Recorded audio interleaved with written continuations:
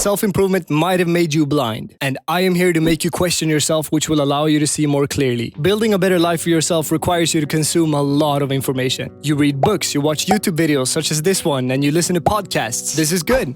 In fact, it's great. Instead of just consuming mindless content, you're actually looking to improve. But this may make you blind. And that is because when you set out on this journey to improve yourself and you start consuming, you're very susceptible to opinions and information. Because it's a whole new world. You've lived your whole life as an overstimulated, weak man, controlled by your cravings. And now you're opening yourself up to a better life. And of course it's good to be open-minded. But when you've watched tons of YouTube videos and you've read many books, you will begin to realize that everyone is not on the same page about everything when it comes to self-improvement. But you might still be blindly taking in everything that people tell you. And this is not blindness at first, because it's not blindness to take in all kinds of new information when you're new to a subject. It's actually kind of what you should do when you get into something new, just soak up new information. But once you start consuming more and you realize the information you receive is kind of contradicting, you also need to stop for a minute, because this is where you become blind. This is where it's easy to just consume more and more and just take it for granted that everyone in this community knows better than you do. But that's not necessarily the case. You need to form your own opinion about things. For example, mindfulness is all about not living in the past or future, but instead staying in the present. Yet, the amazing book, The Magic of Thinking Big, mentions that successful people don't stay stuck in the past or present. They think about the future. And you'll hear people telling you that a part of improving yourself is accepting who you are. And some say you should not accept who you are because you can become better than that. Some think every second spent on pleasure is wasted because you don't grow from it, and some think you need to indulge sometimes because you need to enjoy life's fruits. As you advance in your journey, you need to start being aware of the fact that just because it's a book on a specific subject that the author knows a lot about and it has good ratings, it doesn't mean that you have to agree with everything in it. You need to form your own opinions about things. Because info sponging is a good thing where you just take in tons of information, but this needs to go through a filter. You need to let the information flow through a filter of your own, analyzing if it's relevant, if it correlates with your opinion, and if it aligns with your goals. I mean, always be ready to change your opinion. Yes, I'm not telling you to not be open to that. However, I noticed this issue in myself when I started improving. Someone said, this is how you build better habits, this is how you build more muscle, and so on. And whatever they said, I wrote it down and I kind of perceived it as facts, rather than what they think. Because ultimately, a lot of what people say will improve you is just opinions, and also things that align with their goals. But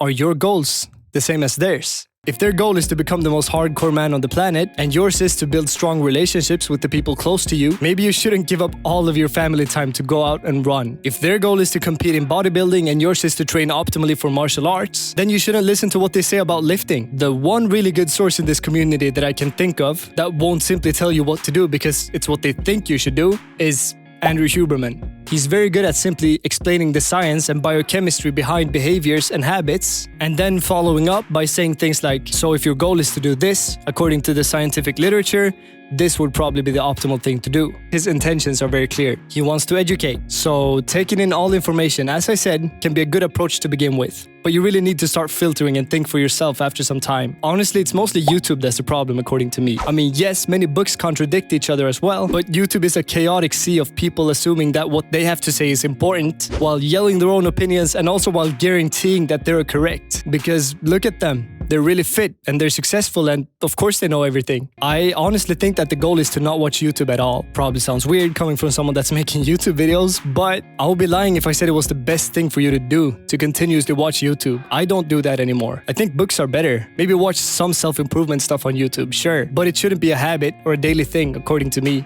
So my point with this video is this: think for yourself and build your own character by having your own opinions instead of mindlessly taking in everything that every guru tells you while assuming it's correct. Filter the information.